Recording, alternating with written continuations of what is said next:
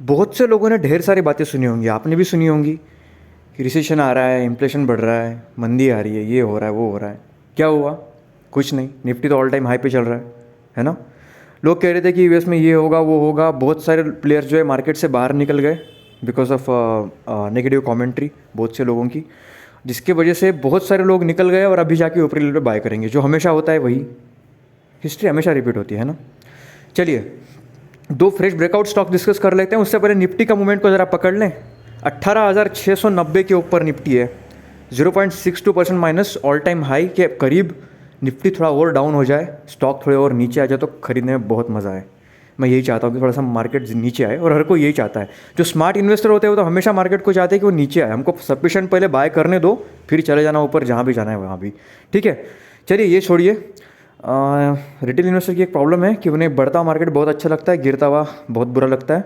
But सबसे ज़्यादा पैसा, मतलब हिस्ट्री बताती है कि सबसे ज़्यादा पैसा जो है वो बेयर मार्केट में ही बनता है। जो बेयर मार्केट में बिना डरे जो खरीदता है, जो इन्वेस्ट करता है, वो सबसे रिच बनता है स्टॉक मार्केट के अंदर। चलिए, दो फ्रेश ब्रेकआउट स्टॉक्स डिस्कस कर लेते हैं। बहुत ही ज़्यादा फंडामेंटली स्ट्रॉन्ग कंपनीज है, नो डाउट अबाउट दैट, पढ़ रखे हैं हमने, हमारी टॉप लिस्ट के अंदर है फंडामेंटली स्ट्रॉन्ग कंपनीज के। और साथ में फ्रेश ब्रेकआउट भी आ रहा है, टेक्निकल लेवल बहुत ही बेहतरीन है। चलिए शुरू करते हैं। पहला है एमटार टेक, एक्सेलेंट कंपनी, कोई डाउट नहीं है, आप पढ़ के देख लो, उसका डाटा देख लो, बेहतरीन ग्रोथ है कंपनी के अंदर। अभी फ्रेश कुछ 1 से 1.5 साल पहले आईपीओ आया था। हम लोगों का जो बाइंग प्राइस है उसमें 1155 के आसपास का है। जब आईपीओ आया था तभी हमने स्टॉक मार्केट से उठाया था, ओपन मार्केट से।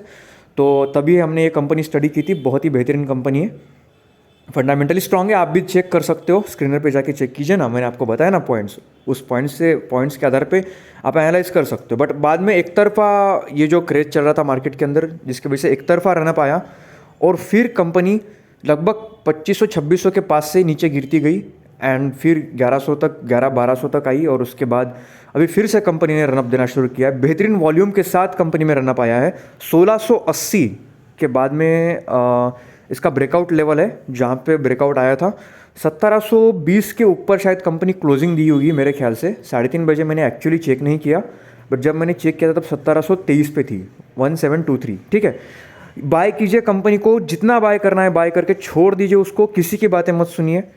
स्टॉक कंफर्म 2500 का पहला टारगेट रहेगा। बट अगर आप लॉन्ग टर्म के इन्वेस्टर हैं और आप चाहते हैं कि लंबे समय में कंपनी में बने रहना, बिल्कुल बने रह सकते हैं। हमारे खुद के पोर्टफोलियो के अंदर ये कंपनी है, इसको आप उठा के रख लीजिए अपने पास, जकड़ के पकड़ के रख लीजिए। ये डेफिनेटली आपको 5x रिटर्न बनाकर देगा। यहाँ से बोल रहा हूँ मैं, ठीक है, जहाँ से मैंने बाई किया वहाँ से नहीं, यहाँ से। इट मीन्स एटलीस्ट 8.5 से 9,000 का टारगेट रहेगा। पेशेंस, टाइम देना पड़ेगा आपको। 20% पैसा 80% टाइम में बनता है, और 80% पैसा लास्ट के 20% टाइम में बनता है। ठीक है, जब भी आपके पेशेंस की बात आएगी ये चीज़ याद रखिएगा। ये है पहला स्टॉक। इसके बारे में ज़रा बता दूँ, राउंडिंग बॉटम पैटर्न बना है, ब्यूटीफुल, वॉल्यूम बहुत ज़बरदस्त, शानदार एक्यूमुलेशन चल रहा था जब स्टॉक 1300 से 1500-1600 के बीच में घूम रहा था, बार बार बढ़िया एक्यूमुलेट किया गया, जहाँ पर स्मार्ट प्लेयर्स ने बाय किया। और अभी कंपनी के अंदर, स्टॉक के अंदर फ्रेश ब्रेकआउट शो हो रहा है। आप बाय कर लीजिए इसको। 1680 के पार इसमें ब्रेकआउट आया था, अभी 1720 चल रहा है, कोई फर्क नहीं पड़ता, बाय कीजिए। नीचे आता है एक्यूमुलेट कीजिए, नीचे ज़रूर आएगा ऐसा लग रहा है मुझे, क्योंकि एक तरफा रनअप था वो 107 रुपये, 2-3 दिन बाद शायद नीचे आ जाए, बट इतना नीचे नहीं मिलेगा। तो 20-25 रुपये के बारे में मत सोचिए, बाय करके छोड़ दीजिए 2500 के टारगेट के लिए। पहला टारगेट रहेगा अगर आप ट्रेडर है, शॉर्ट टर्म पोजिशनल ट्रेडिंग करना चाहते हैं तो। अदरवाइज अगर आप लॉन्ग टर्म इन्वेस्टर है तो प्लीज़ बने रहिएगा कंपनी के अंदर, शानदार कंपनी है। नेक्स्ट कोफोर्ज 6000 के पास से नीचे गिरती हुई आई, टॉप बनाकर नीचे गिरती हुई आई लगभग 3100-3000 के आसपास, वहाँ से राउंडिंग बॉटम बनाकर चल निकली है कंपनी। वॉल्यूम बहुत शानदार है। देखिए स्टार्टिंग में वहाँ पे वॉल्यूम नज़र नहीं आएगा आपको, 3100 के पास में वॉल्यूम नज़र नहीं आएगा उतना, बट फिर भी कन्विक्शनल है, इसमें ज़्यादा वॉल्यूम होता भी नहीं है आई थिंक, क्योंकि मैंने तो कभी ज़्यादा देखा नहीं है, आई डोंट नो, हो भी सकता है शायद इस कंपनी में ज़्यादा वॉल्यूम नहीं है, कुछ तो इशू है, मैं इसके बारे में ज़रा रिसर्च करके आता हूँ। बट फिलहाल तो उसमें राउंडिंग बॉटम बन गया है, आप इसको बाय कर सकते हो 6000 के टारगेट के लिए। टेक्निकल एनालिसिस का एक रूल है, जिस ऊपरी लेवल पे कंपनी टॉप बनाती है और नीचे गिरती है, और नीचे से जब राउंडिंग बॉटम बनाकर ऊपर चलने लगती है, तो जहाँ से स्टॉक गिरा है वो कंपनी, वो उसका पहला टारगेट हो जाता है। जैसे कि एमटार 2500 से गिरना शुरू हुआ था, 2500 टारगेट है। कोफोर्ज 6000 से गिरना शुरू हुआ था लगभग, तो 5900 6000 इसका टारगेट रहेगा। मतलब 50% दोनों जगह पे आपको प्रॉफिट मिल सकता है। अगर आप बाय करना चाहते हो, पोजीशन बनाना चाहते हो मार्केट के अंदर, तो बना सकते हो। ठीक है, पेशेंस रखिए मार्केट के अंदर।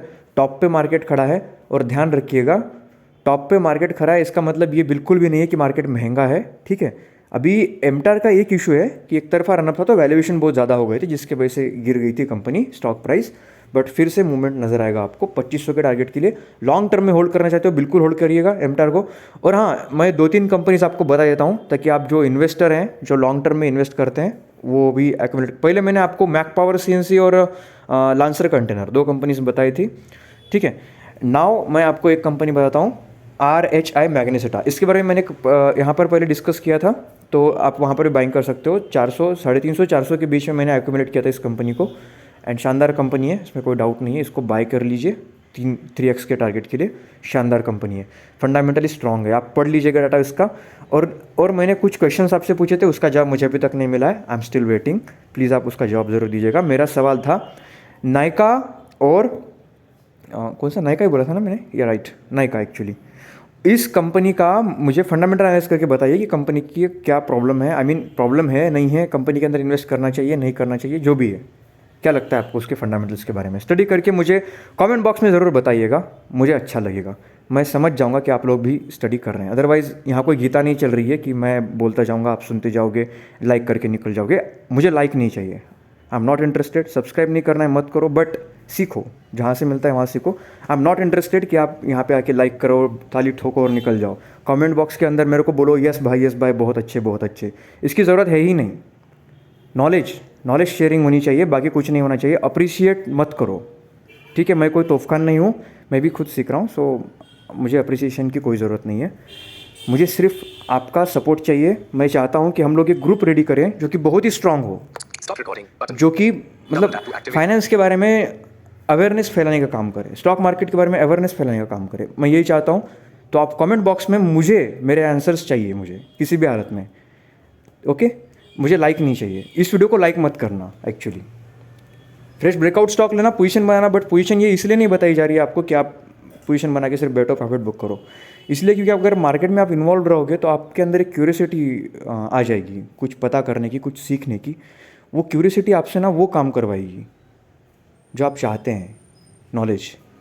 क्योंकि आपके अंदर जो क्वेश्चंस आएंगे उसके आंसर्स आप ज़रूर ढूंढोगे। आप ये ज़रूर ढूंढोगे कि ये कंपनी करती क्या है भाई, मैं इन्वेस्ट कर रहा हूँ, राइट? मैंने तो आपको नहीं बताया, तो आप पता करके बताइए मुझे एमटार का बिजनेस क्या है, एमटार टेक बिजनेस क्या करती है, मुझे कमेंट बॉक्स में बताइएगा। इंतज़ार रहेगा मुझे। और हाँ, ज़्यादा से ज़्यादा वीडियो को शेयर कीजिएगा मैक्सिमम लोगों तक। और अगर आप चाहते हो कि मैं आपको आईटी एक्चुअली पता है बहुत गिर गया है इकोनॉमी, मतलब ये डाउनफॉल की वजह से आईटी बहुत बुरी तरीके से पिट गया है। मतलब वैल्यूएशन एकदम कंट्रोल में आ गया, वैसे भी ओवर वैल्यूड हो गई थी ढेर सारी कंपनीज, राइट? तो अभी जो है आईटी का वैल्यूएशन बहुत कंट्रोल में आ गया है। तो अभी आईटी कंपनीज ना ब्रेकआउट देना शुरू करेंगी, यहाँ से बहुत बेहतरीन रिटर्न मिल सकता है आईटीज़ में, अगर आप में पेशेंस है तो हम आईटी की स्ट्रॉन्ग कंपनीज डिस्कस करेंगे नेक्स्ट वीडियो के अंदर, जहाँ पे मैं आपको आईटी सेक्टर की स्ट्रॉन्ग कंपनी जो हमारे लिस्ट में है उसको शेयर करूँगा। आपको भी नज़र में अगर कोई कंपनी हो ज़रूर बताइएगा। मिलते हैं नेक्स्ट सेशन के अंदर, तब तक के लिए थैंक यू वेरी मच। ध्यान रखिएगा अपना और अपनों का भी, और साथ में सीखते रहिएगा। बाय।